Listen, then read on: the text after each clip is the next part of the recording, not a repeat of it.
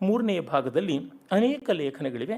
ಅಲ್ಲಿ ಮೊದಲಿಗೆ ಅವರು ವೇದ ಸಂಬಂಧಿಯಾದ ಕಾರ್ಯಗಳನ್ನು ಏನು ಮಾಡಿದ್ರು, ಮುಖ್ಯವಾಗಿ ಅವರ ಜೀವನದ ಕಡೆಯ ಹಂತದಲ್ಲಿ ಅನೇಕ ಸಂಪುಟಗಳಲ್ಲಿ ಋಗ್ವೇದದ ಮಹತ್ವವನ್ನು ವಿಶದೀಕರಿಸುವಂಥ ಇಂಗ್ಲೀಷ್ ಭಾಷೆಯ ಗ್ರಂಥಗಳನ್ನು ನಿರ್ಮಾಣ ಮಾಡೋಕ್ಕೆ ತೊಡಗಿದ್ರು.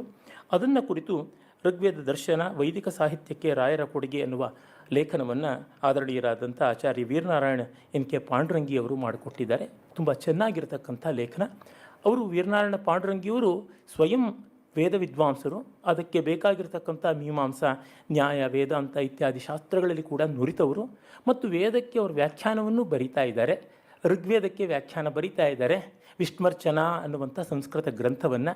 ಹೀಗಾಗಿ ಅವರಲ್ಲದೆ ಈ ಬಗ್ಗೆ ಕೆಲಸ ಮಾಡಿಕೊಡೋದಕ್ಕೆ ನಮಗಿನ್ಯಾರು ಹೆಚ್ಚು ಒದಗಿ ಬರಬಲ್ಲವರು.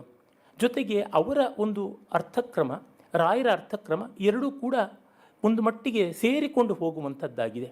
ಅಂದರೆ ಯಾಸ್ಕರ ದಾರಿಯಲ್ಲಿ ನಡೆಯತಕ್ಕಂಥದ್ದು ಅಂತ ಗೊತ್ತಾಗುತ್ತೆ. ಯಾಸ್ಕರ ಮತ್ತು ರಾಘವೇಂದ್ರ ತೀರ್ಥರ ಈ ಬಗೆಯಾದಂಥ ಒಂದು ಅರ್ಥಕ್ರಮವಾಗಿದ್ದರಿಂದ ಮತ್ತು ಅಧ್ಯಾತ್ಮ ಪರವಾದ ಅರ್ಥ ಅಂತ ಹೇಳಿ ಮಾಡುವುದಾಗಿದೆಯಲ್ಲ, ಅದಕ್ಕೆ ಈ ಲೇಖನ ಪೂರಕವಾಗಿ ಬಂದಿದೆ. ಆಮೇಲೆ